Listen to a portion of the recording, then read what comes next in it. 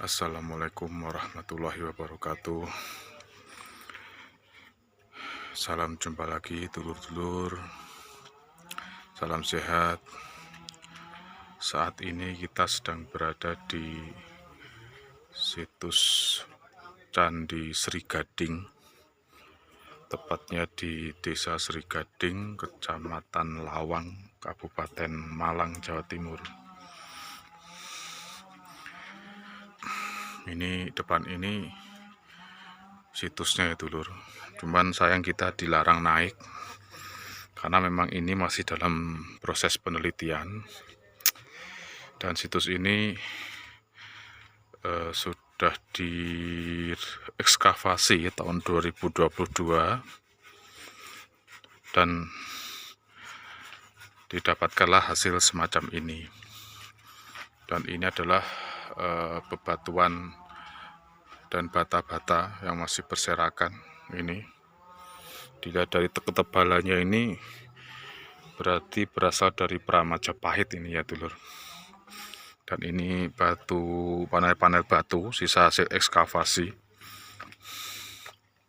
seperti ini. Dan di atas itu ada yoni yang sudah ditutup kain putih untuk menjaga kesakralannya. Situs Sri Gading ini belum bisa dipastikan kapan pembuatannya, cuma kalau dilihat dari struktur batu bata dan ketebalannya dan ukurannya yang sangat besar ini, dia kemungkinan besar berasal dari zaman Kerajaan Medang. Karena memang tipikalnya itu Candi Sri Gading ini ada kemiripan dengan Candi Pandegong di Jombang dan Candi Gemekan di Mojokerto. Cuma perbedaannya, situs ini menghadap ke timur, itu anehnya itu ya. Biasanya kalau di Gemekan sama di Pandegong itu menghadap ke barat, dan ini uniknya menghadap ke timur. Dan di tengah-tengah itu sebenarnya ada sumuran yang cukup dalam, 2 meter. Sayang kita nggak bisa naik ya dulur, memang ini untuk menjaga kondisi situs. Jadi memang situs ini memang dulu pernah ditemukan arca Nandiswara dan Mahakala, dan ada juga yoni, berarti bisa dipastikan bahwa situs ini beraliran Hindu Siwa. Dan ini ada bangunan penampil yang unik ini, dan di tengahnya itu terdapat semacam lingga. Dan ini memang struktur penampil ini tidak ada di sebelah sana, hanya ada di sebelah utara dari pintu masuk. Dari sebelah selatannya nggak ada penampil, jadi memang kesannya kok aneh gitu. Tapi memang ini bisa ditemukan di candi-candi periode Jawa Tengahan. Kalau periode Jawa Timur tidak pernah ada. Jadi memang kemungkinan candi ini dibangun pada masa peralihan Jawa Tengah Jawa Timur. Jadi kemungkinan besar pada masa Kerajaan Medang, pemerintahan Maharaja Sindo. Karena memang di dekat sini sekitar 2 kilometeran itu ada, dulu pernah ditemukan prasasti di Lowok Jati yang menyatakan bahwa ada semacam prasada atau tempat pemujaan. Dan kemungkinan besar tempat pemujaan yang dimaksudkan adalah candi ini gitu ya. Dan ada cerita menarik mengenai batu yoni itu. Sebenarnya batu yoni itu menurut cerita pernah mengalami percobaan pencurian 2 kali, yaitu tahun 2011 dan 2020. Dan berdasarkan pengakuan salah satu oknum yang dulu pernah melakukan pencurian itu tapi gagal, konon ceritanya pada tahun 2011 dia bersama dengan 20 orang lain temannya ditawari uang 100 juta. Konon calon pembeli itu dari Jakarta gitu. Dan yoni ini sudah mulai Dulu sebelum ditemukan dulu ya, ini hanya berupa gundukan tanah dengan pepohonan dan ada satu yoni di atasnya situ. Jadi belum diketahui dulu ada struktur candi di bawahnya. Yang ada hanya gundukan tanah gitu ya, dikelilingi oleh perkebunan tebu.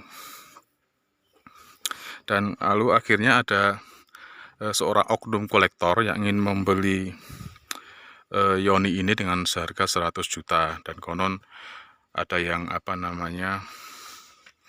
tertarik. Akhirnya secara semalaman itu yoni ini dipindahkan oleh 20 orang itu ke jalan desa. Cuman uniknya ketika sudah mendekati subuh, jadi yoni ini mulai diangkut itu sekitar sore, jam 4 atau jam 5 sore gitu, sampai hampir mendekati subuh yoni sudah bisa dinaikkan ke truk. Cuma uniknya truknya mogok. Nah, ketika mogok itu akhirnya orang-orang berusaha mendorongnya, tapi tidak bisa, truknya tetap mogok.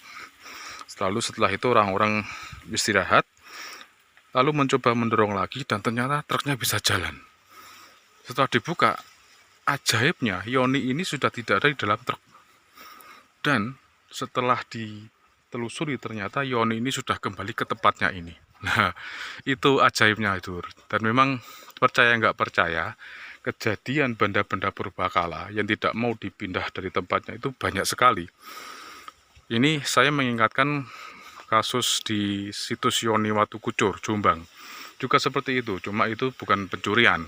Itu mau dipindah ke museum, cuma yoninya nggak mau. Akhirnya dia secara ajaib kembali ke tempatnya semula. Dan konon dari 20 orang itu sekarang yang masih hidup tinggal 1 orang itu yang sekarang menjadi saksi hidup kisah percobaan pencurian yoni itu, dan akhirnya gagal. Ya dulur, mungkin kisah-kisah mengenai percobaan pencurian benda-benda purbakala itu memang masih terjadi, tapi semoga saja tidak terjadi lagi, dan semoga cerita-cerita seperti itu bisa menjadi pelajaran bahwa bagaimanapun juga kita harus menjaga benda-benda cagar budaya semacam ini, bahwa ini merupakan kekayaan kita bersama. Ini merupakan harta yang tak ternilai. Dan di sini sepertinya ada semacam candi perwara. Jadi candi perwaranya itu kelihatannya berada di belakang dari candi induk.